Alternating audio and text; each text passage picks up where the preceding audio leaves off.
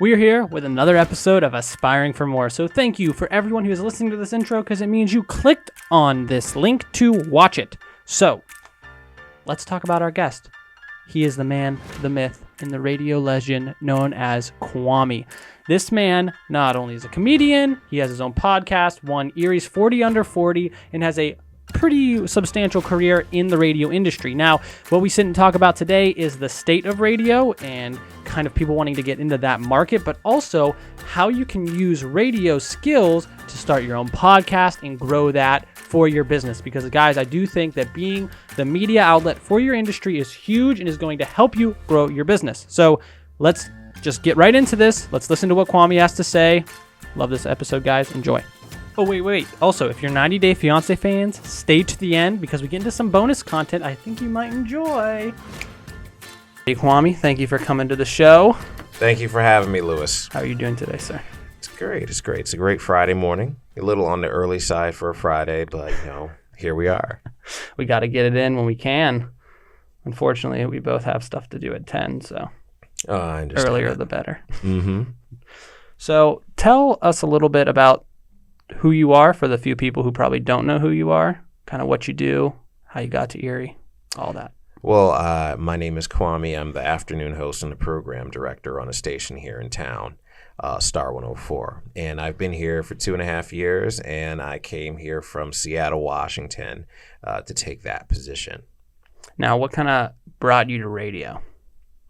That's a long and complicated story. It's one of those things where when I was younger, I used to have, a karaoke. Well, my mom bought me a karaoke machine, and I would pretend, instead of singing, I would pretend that I was a radio host in between all of these songs. Like I used to play like the Bobby Brown tapes, the Whitney Houston tapes, even random ones like the Cardigans. And I got to high school and I became a musician. I actually toured through high school and college, and one day I got off stage and I said, this isn't really what I want to do with my life. And I decided that I was going to go full speed ahead with a career in radio. And kind of what was that journey like? Was it pretty bumpy? Did you find yourself naturally just fitting right into the industry? Oh, it's pretty bumpy. Okay. Definitely. I got started at a small mom and pop AM station, and because there weren't as many opportunities available in where I'm originally from, Hartford, Connecticut. There weren't as many opportunities available. So I got started at a small mom and pop AM station that played R&B hits and oldies, and we were in a cluster, like a station group with 2 other stations that were playing Latin top 40 and music that they'd called romantico, and so that's how I got my start. And eventually I worked my way into a news talk station, producing and doing sports, and then I worked my way into top 40 radio, and I was juggling all of these different gigs at one time. All at the same in Seattle? No, this was in Connecticut. This was before Seattle, yes. Okay, so you were Connecticut, Seattle. Connecticut, Vermont. Memphis, Tennessee, back to Vermont, then Seattle. Oh, wow. Mm-hmm. Now Erie, Pennsylvania. And how you liking it here? I have no complaints. It's not despite people say, oh, it's a small town.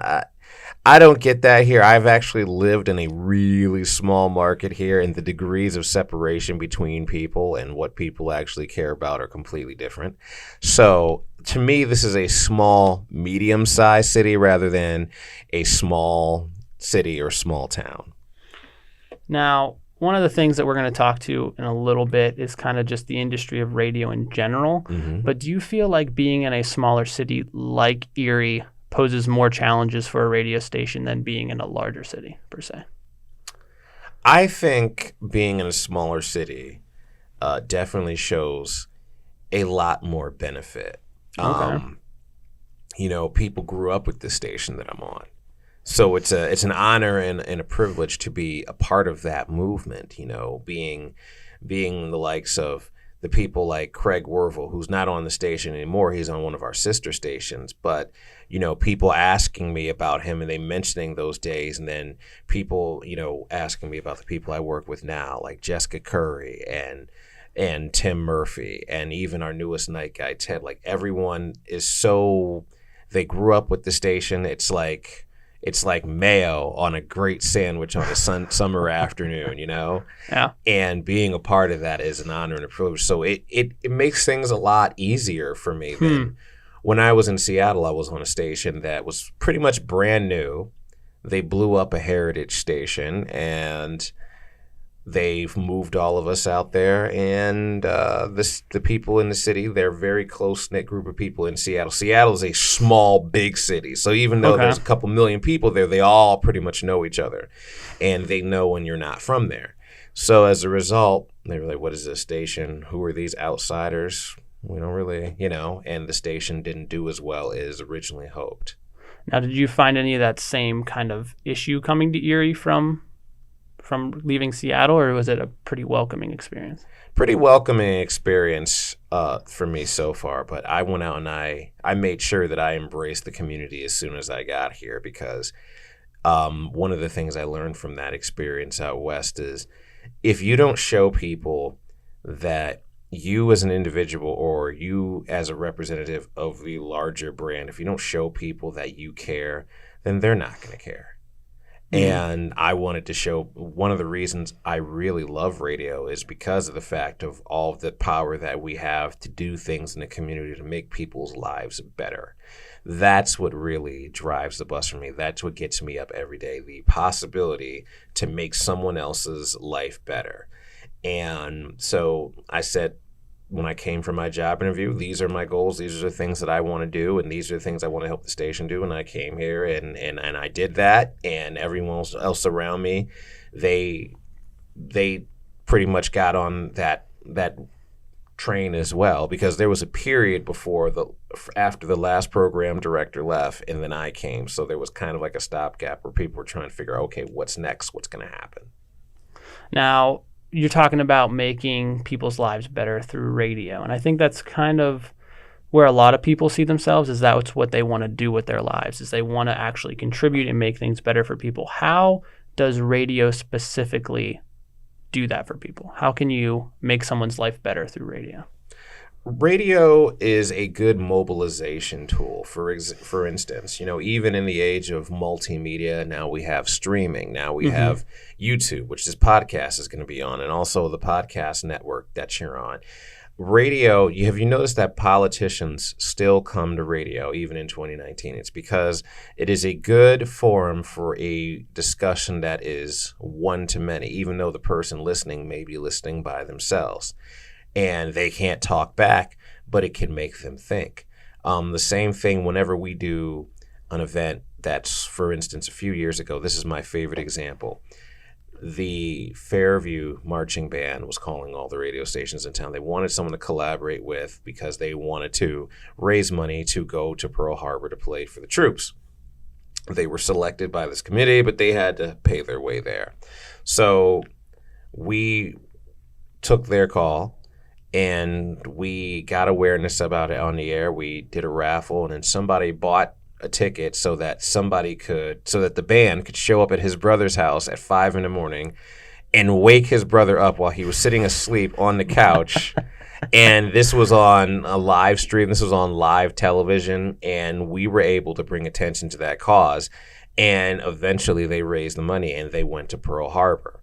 And that's what it's all about.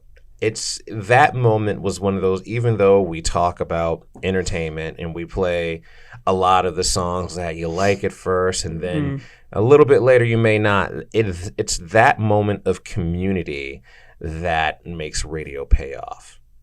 Now, that kind of community is also what you told me about when we last talked about what's going to keep radio around. Absolutely. Because there's a lot of talk about, streaming is going to be killing broadcasting like YouTube is killing television. Talk about how you think that those outreaches are going to help radio thrive. Absolutely. Streaming gives you, at this current moment, because I can't predict the future. I don't have a crystal ball, but I can listen to streaming media, and I do. I listen to it the same way that I would listen to my Discman or my Walkman or whatever, except it's just an infinite dial of music to choose from. But when I want to listen to radio and see what's going on, hear the things that are being said, hear the commentary, and connect with my community, then that's a completely different experience. Now, that being said, you did mention something about, streaming killing radio. I don't think it will kill radio at all. I think there'll still be, like, once upon a time, cars and airplanes were going to take away the train. The train service is not the same as it used to be, but it has changed in a way that the model can survive, and the people that want it and need it, it is available to them. Mm-hmm. So that's where I think we're going, and the business will definitely be changed, probably for the better. Competition makes people better. That's the capitalistic way. You have to find somebody that is going to push you to be the best version of yourself. Now, with you being in the industry, you probably know better than most. How do you think the industry in whole is taking that need to pivot and actually running with it? Or do you see a lot of people kind of stuck in their ways doing the old radio that might not end up doing too well? I see all of the above. Okay. I see people trying to adapt. I've seen people, especially since I talk to a lot of radio colleagues all across the country, and we all share stories. I've seen people that are trying to resist, and as the all-time adage goes, resistance is futile. Mm-hmm.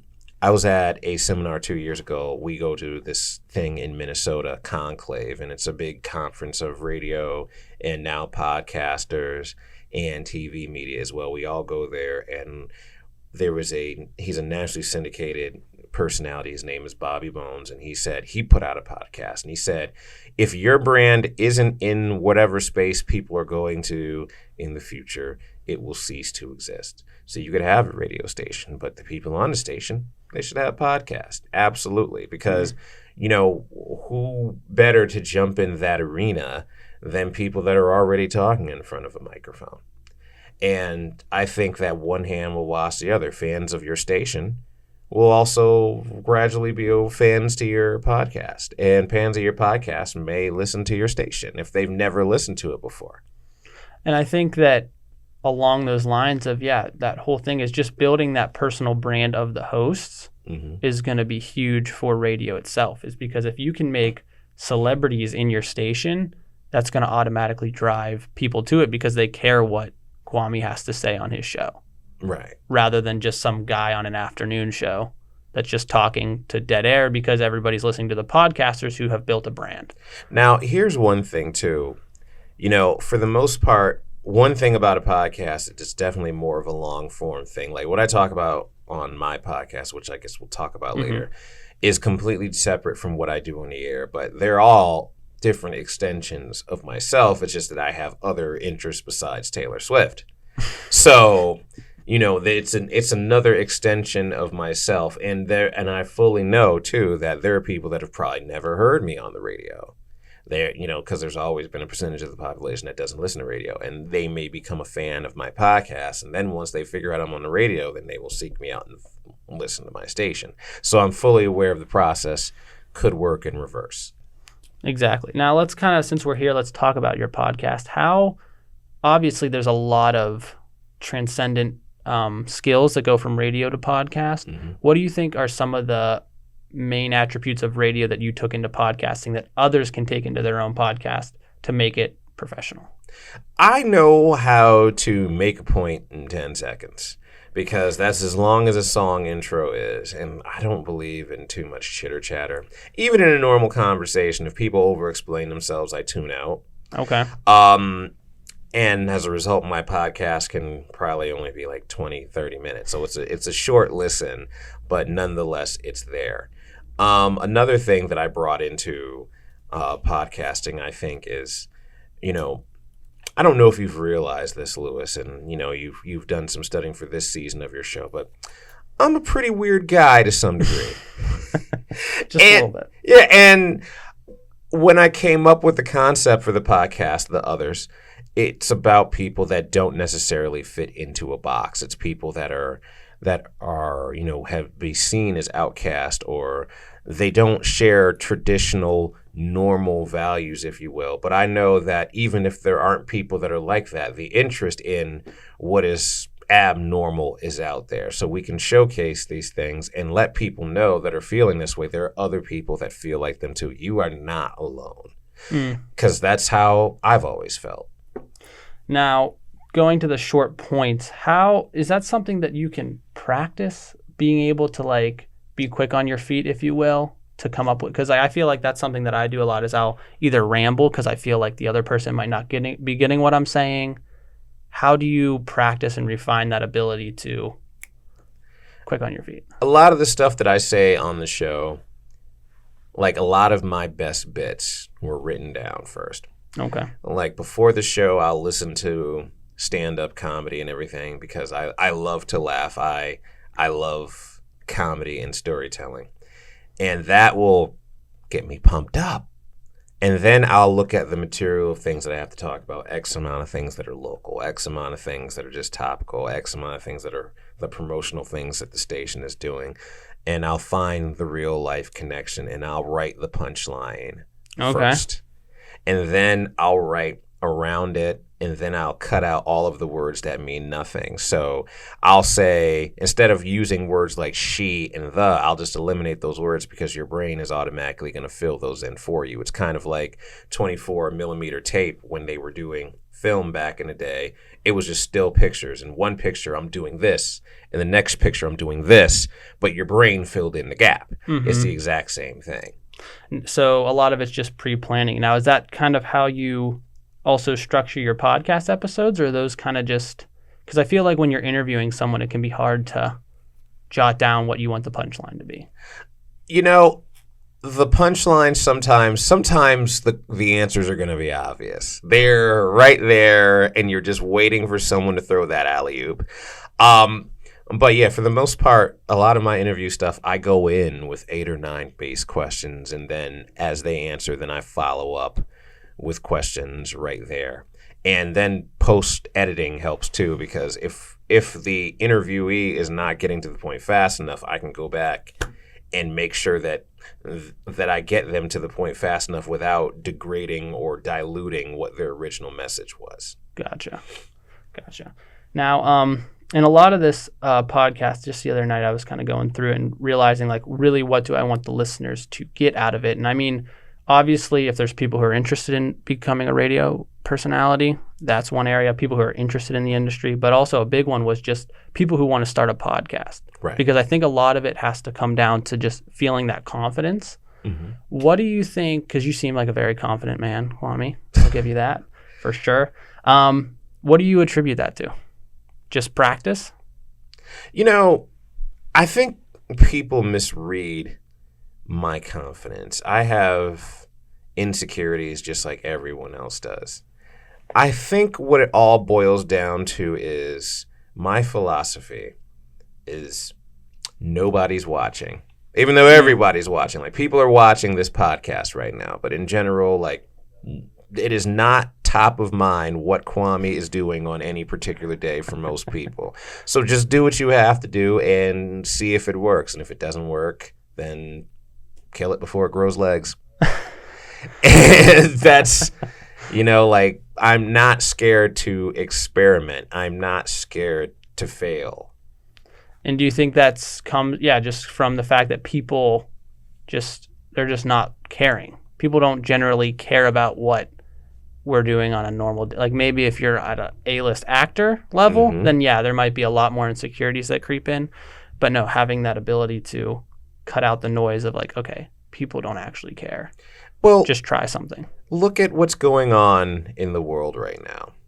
You know, we have a president, whether you love him or hate him, the reaction that he gets from people can be very polarizing. That being said, he does something polarizing every other day to the point where, okay, well, what did he do today? That's pretty much where we are as people. Like, what did he do today? So if he has that, then okay, I'm not doing bad. I'm just going to experiment. The attention's over there. Yes. I'm free to do what I need to right here. Gotcha. So, kind of like, I feel like growing a podcast and growing a radio can kind of be hand in hand, the way the industries kind of work. What do you think some tips, other than being in the community, getting to know people, shaking hands, are ways that you can promote yourself as a podcaster or how people promote themselves on radio? I think what it boils down to, promoting yourself as a podcaster, here's the easiest way. You know, you're at an event, people know you. You have these people at the event. You keep them, the people that made an impression on you. You keep them in the back of your mind for future episodes of the podcast. Then when the episode gets posted, and I found this out accidentally, and I said, oh, well, of course it works like this, that their friends and their followers will listen to the podcast. And then some of those people might keep coming back.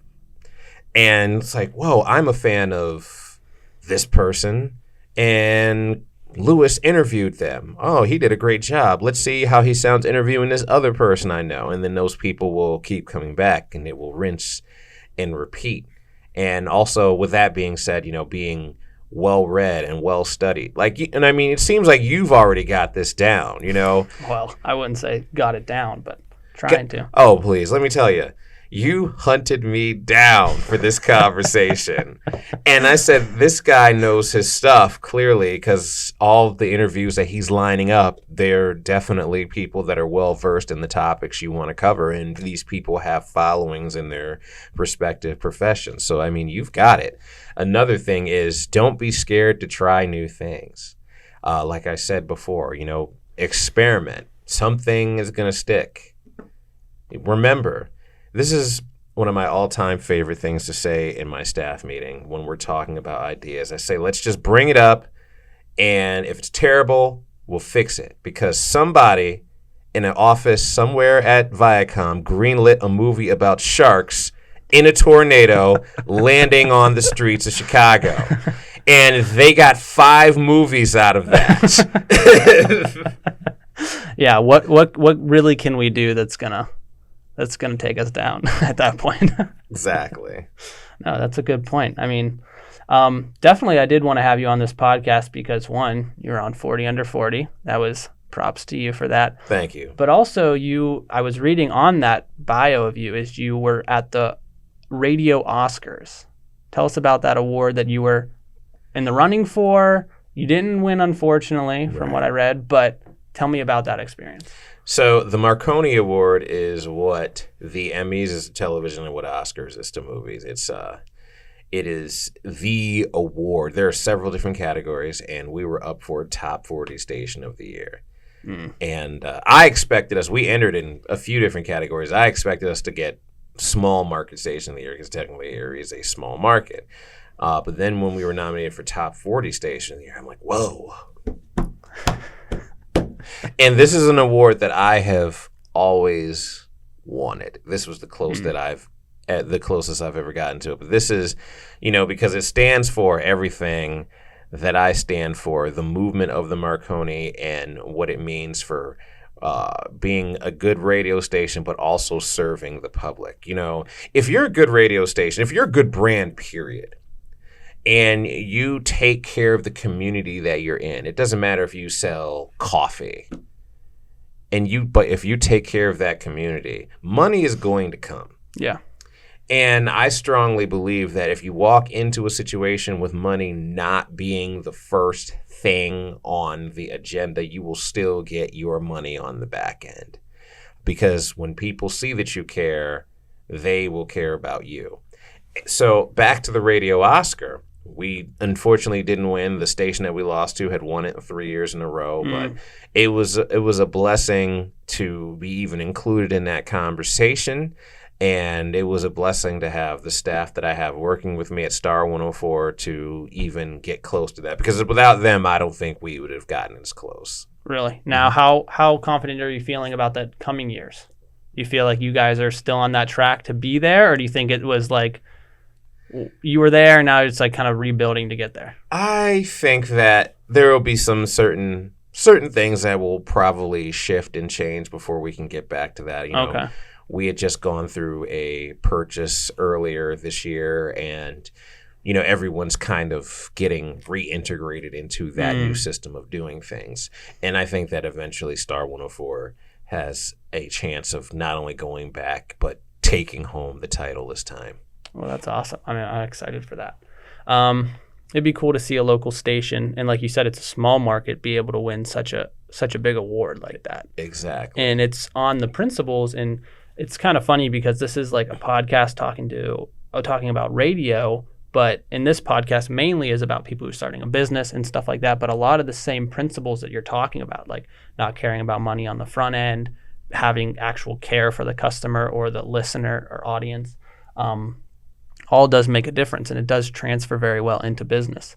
But something I do want to talk to you about is just your day-to-day workings in the radio station. What does a day in Kwame's life look like? So I walk in first and I get my coffee because no one can talk to me until I've had a cup. It's a good thing we got you one then. Thank you. I appreciate Thanks, it. Tom. Yes, shout out to Tom. I get my cup of coffee. I look at my to-do list because I write it the day before when I leave. So These are the things that I have to do tomorrow. And then I have another to-do list of these are the things I have to do this month. So I'm always factoring these in. And because I'm a program director, I have all of these different lists. So then I will go and I will talk with the morning show. We'll talk briefly about what happened on the show and briefly about what's going to happen the next day on the show and all the bits they have planned. Then I will schedule music. Once a week, we do these things where music calls, where I sit on the phone with my consultant. We go over research and we pick the music that would be good for the station for the most part. Okay. And then once a week, we have a thing called promotions meetings where we talk about things that, station promotions that benefit the listener, like we're giving a trip away to the iHeartRadio Music Awards and everything. And then there will be a different national contest for the company, and then we'll do our local contest and our nonprofit things. Like we work with Make-A-Wish Foundation, and we're doing some other things as well. So that's where we are as far as that's what it's day-to-day, like a lot of meetings. And then in the afternoon, the creative side gets to come out occasionally. And I'll plan a show, and I'll go on in there. I'll do it. Some shows are better than others. There's some shows I walk in there, I'm like, man, I got nothing. And there are other days I'm like, pew, pew, pew, pew. But for the most part, that's what my day's like. It's a lot of meetings, Now, are there any shows in your long run in radio that stand out to you the most, whether it be something that you failed miserably at or that was just awkward or went amazingly well? Any fun stories about your time as being a radio host that you're free to share? Shows that went terrible. I think my batting average is okay. Okay. Shows that went really, really bad. I said something on air once when I was in Vermont. And I won't share what I said, but I didn't know it was a bad thing. Oh, gosh. And a listener inboxed me on Facebook and was up and down just berating me. How could you say that? And I didn't know.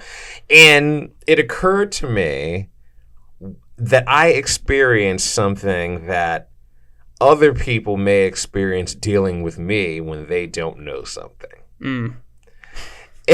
And so I spoke to the listener, and after a while, I understood that something wasn't. I said something wrong, and I should be more cautious about what was said. Another bad experience was I was working at a station in Connecticut, and there's a singer named Johnny Mathis, and this station was an adult contemporary station. And adult contemporary means we'll call it older pop songs. Gotcha. And there was a song by Elvis Presley and then a song by Johnny Mathis after it. So I said, instead of saying the late Elvis Presley and the great Johnny Mathis, I reversed it. And all of a sudden the phone lines lit up, and all of these people were calling and crying, "Oh my God, Johnny Mathis is dead. Oh my God." And I couldn't believe it. I had told thousands of people after we had just flipped to Christmas music on Thanksgiving Day that Johnny Mathis was dead and he wasn't. And I said, I am so blacklisted for this. At that moment, you realize how many people are actually listening to radio. Exactly. Because I think of it, when I go in there and I do a show, I think of it for the most part is they are not, I don't think the listeners are actively listening as close as I think they are. Yeah. But I was wrong. You get that 10 seconds, you say, for that punchline, but that 10 seconds needs to be used so wisely. Mm-hmm. No, that's pretty good. I'm excited for this podcast to kind of grow so that I can have those stories of like, oh crap. Because, I mean, right now it's all pre-recorded and edited, so any oh crap moments I can cut out if I need to. But eventually it'll be a live stream along with afterwards posted and stuff. But those will be the fun days. Do it live. And you got to have that thick skin of like not caring. Like, obviously you cared that like all those people thought that Johnny Mathis died, but it didn't crush you to where you didn't want to do it the next day. Right. And that's something I think a lot of people struggle with, because talking to the guys who work here and run CAM, they're like, we have so many people flooding in for the podcast studios, but nobody ever schedules a time to actually start their podcast. And I think that's one of the saddest things to see is people who have that creative itch, because now with the internet, you have the opportunity to do all these different things, but they're too afraid of what might happen on the back end to actually even try anything. Yeah, you don't get anywhere without trying and failing or trying and succeeding. You don't get anywhere without those two things. Exactly. And experimenting. You got to experiment. Like, again, Sharknado. I mean, huge experiment. Apparently gone right for them. So when you were talking about your day-to-day, you were talking about lists and meetings and planning. It seems like you're pretty organized when it comes to the station. Is that the same way, or is Kwame just a super punctual, organized guy outside, or is it just something you've adapted for work? It's funny because if you were to get in my car or to walk into my apartment right now, you would think it was a Sharknado in there. Oh, gosh. But for the most part, I'm pretty organized in the midst of all of that chaos because I have so much stuff to do. And when I miss something, I beat myself up. If I forget something, like for instance, right now, this morning, I beat myself up because we're airing album cuts off of Taylor Swift's new album, which just came out today. Forgot to send out an email, tell everybody that we're doing this. So my morning show came in and this is happening. And I'm like, oh my God, but that's because there was so much preparation involved in getting this set up because it came down at the last second. And like we didn't know we were going to do this, and all of a sudden it happened, and then it just kind of threw a loop through my day. So when I miss something, I get really upset because I know that my team is counting on me.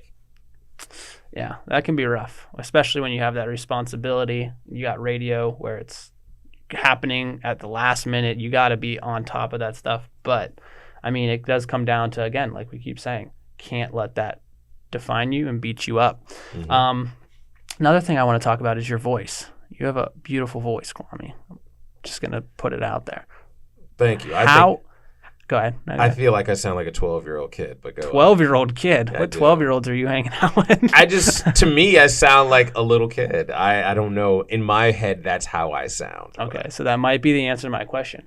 Is there a way people can perfect their broadcasting voice? Because I feel like every time, maybe it's just because when you listen to yourself talk, you just cringe. But I feel like I have the crappiest voice for radio. And there's certain people that you listen to online, their just voices like soothing and crisp. Is there any way that like someone can perfect that? I think you're going to have to work with what you got for the most part. I mean, you can take vocal classes and everything and work on inflection and projecting confidence in your voice. But for the most part, what you got is what you got. And if your voice is horrible, your content had better be times 1,000. Like, your content has to be riveting to the point where I am, like, stuck to the chair. Like, what is this person going to say next? Back in the day, it was all about having a booming radio voice. Yes, you have to have a booming voice. And then someone did research and found out that normal people don't really care about that as much. That's Really? just something that radio people care about. Normal people want to be entertained and they want to be talked to like a normal person. And then you had more people like me on the radio that sound like normal people because I don't talk like this. Yeah, there was that one guy. It was a while back. What was he, from Cleveland or something? That homeless guy that like blew up because of that broadcasting voice he had. Yes, I have a radio voice. But I mean, now that I guess pretty much tells me that I got to really up and be on top of my content game because got to play the hand I'm dealt. You're just fine, sir. Just fine. But speaking of content, we're coming to the end here because we both got to get going. Talk about some really important issues, and hopefully you're okay with this.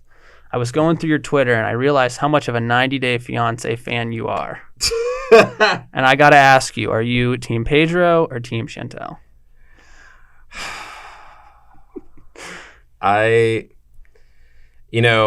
There is something to be said about Pedro's family because I feel like something is going on because I feel like that Chantel is right that they are trying to sabotage his relationship with them. However, I feel like Chantel and her own family is doing enough to sabotage the relationship. And they ignore the fact that their own daughter made Pedro lie to them about the basis of their relationship. So in a lot of ways, I'm more Team Pedro than Chantel. I find myself going back and forth like almost every time I see them on TV. It's like, oh my gosh, your family is psychotic. And then you see the other family and it's like, holy crap. Mm-hmm. But I get so lost in that show. Like, I love it. Like, I just get like so far into it, just like the different subplots that are going on. Mm-hmm. Who are your favorite people? Who's your favorite couple on the show? Whether it's because they're so dysfunctional or because they actually have a solid relationship. Well, there are multiple variations of this show right now, but I want to say that my favorite couple this past year on 90 Day was actually Jay and Ashley, and they were from Mechanicsburg, right here in PA. Because Ashley married Jay, who was 20 years old. I know we're off topic, but Jay was 20 years old from Jamaica. I do believe that he had feelings for her, but I also believe that he's 20 years old. He's going to do what he wants to do.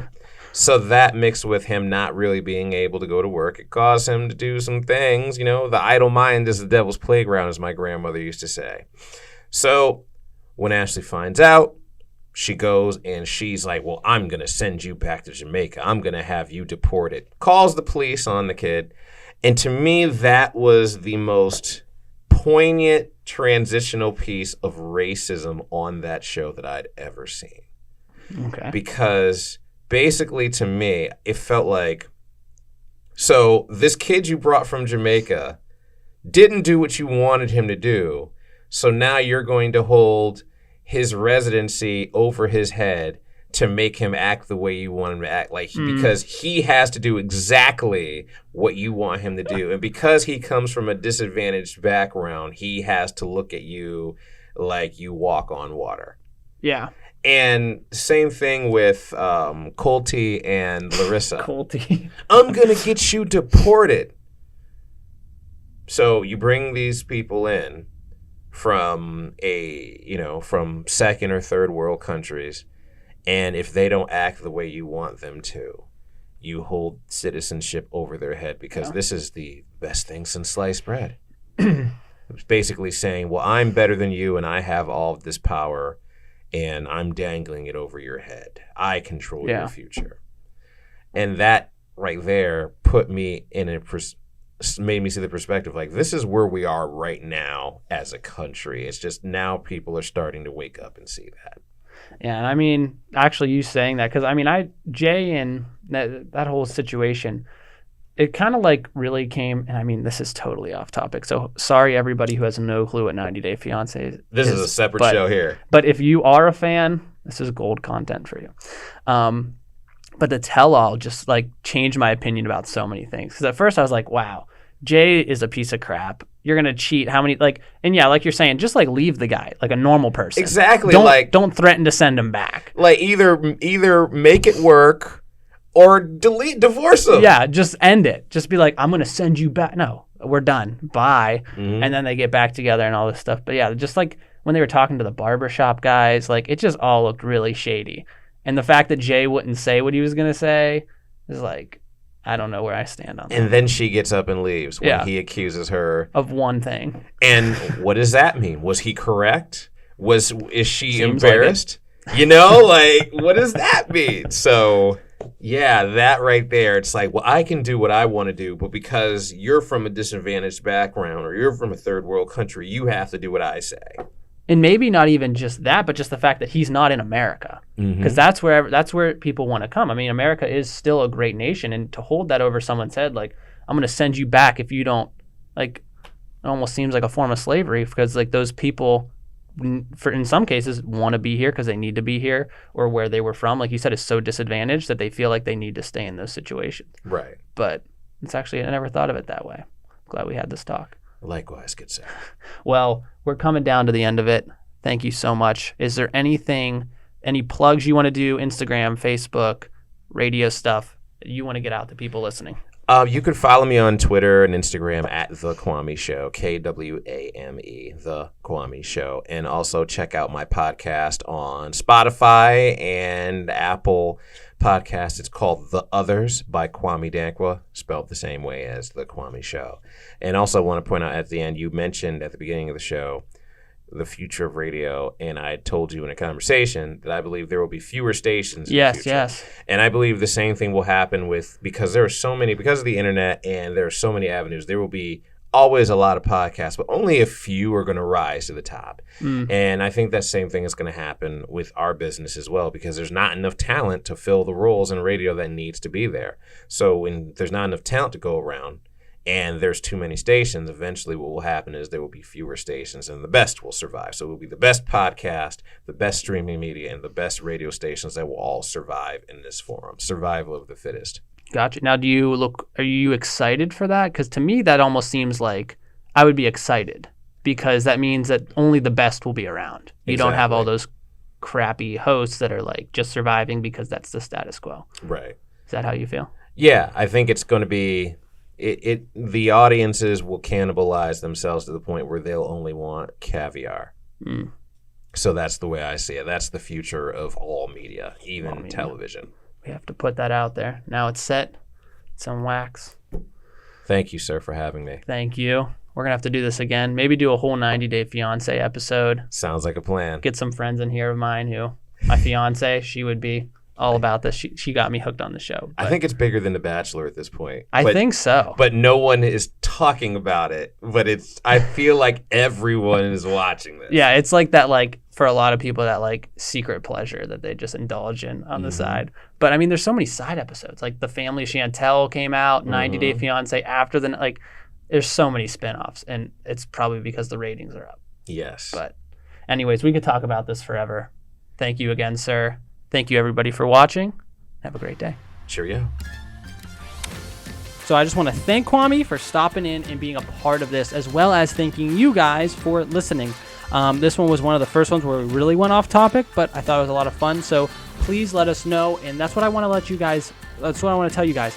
If you are listening to this and you're enjoying it, it would mean so much for you to just leave a comment, rating, anything, just so I know how you guys are taking this content and what I can do better, because I do want this to be a show for you listeners to get as much information from.